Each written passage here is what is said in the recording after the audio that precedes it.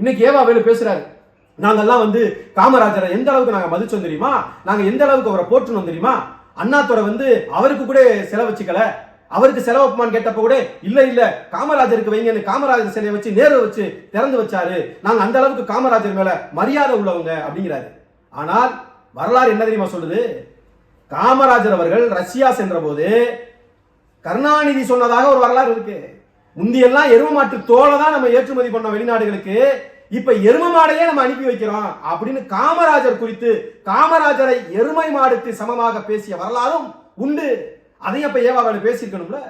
நாங்கள் காமராஜருக்கு சிலை வைத்தோம், நாங்கள் பெரியாரை புகழ்கிறோம், நாங்கள் அண்ணாவை புகழ்கிறோம். சரி, அண்ணாவுக்கு அண்ணா அறிவாலயத்துல செலவு வச்சிருக்கீங்க, பெரியாருக்கு வச்சிருக்கீங்களா உங்க அறிவாலயத்துல? உங்கள் அறிவாலயத்துல அண்ணா அறிவாலயத்துக்குள்ள கருணாநிதிக்கு சிலை இருக்குல்ல, அண்ணாவுக்கு சிலை இருக்குல்ல, அப்ப அங்க ஏன் பெரியாருக்கு சிலை இல்லைன்னு ஆதவர்ஜுனா கேட்டப்ப அதுக்கு இந்த தரப்புல இருந்து பதிலே வரலையே. வாயிலேயே பேசுறீங்க. சபாநாயகர் பல முறை எச்சரிக்கிறார் நேரத்தினுடைய அருமை கருதி.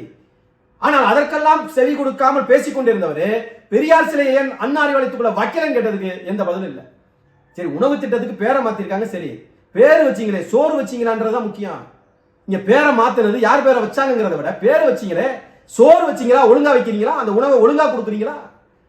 சிலை வச்சோம், அவங்களுக்கு சிலை வச்சோம், இவங்களுக்கு சிலை வச்சோம்.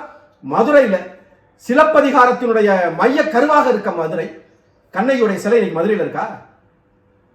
இந்த தென் மாவட்டங்களையே ஆண்டது பாண்டிய மன்னர்கள். தமிழ் நிலப்பரப்புல பாண்டியன் மன்னர்களுக்கு, பாண்டிய நெடுஞ்செழியனுக்கு இங்க சிலை இருக்குதா? மதுரை விமான நிலையத்திற்கு அவன் பெயரை சூட்டி இருக்கீங்களா? அப்புறம் சிலை வச்சோம்னா கருணாநிதிக்கு சிலை இருக்கு, எம்ஜிஆருக்கு சிலை இருக்கு, ஜெயலலிதாவுக்கு சிலை இருக்கு, பெரியாருக்கு இருக்கு. ஆனால் பாண்டிய மன்னர்களுக்கு சிலை இருக்கா? இத பேசுவாரா ஏவாவேலு? வரலாற்றுல பண்ணவனு பேச முடியுமா ஏவாவேலு? பேச முடியுமா? என்ன சொன்னாலும் திரும்ப திரும்ப பேசிக்கிட்டே இருந்தீங்களே. திருவண்ணாமலையில கட்டி முடிக்காம 3 மாசத்துல கட்டி அமைக்கப்பட்ட பாலம் ஒரே மலையில அடிச்சுட்டு போச்சே, அதை பேசுவோமா?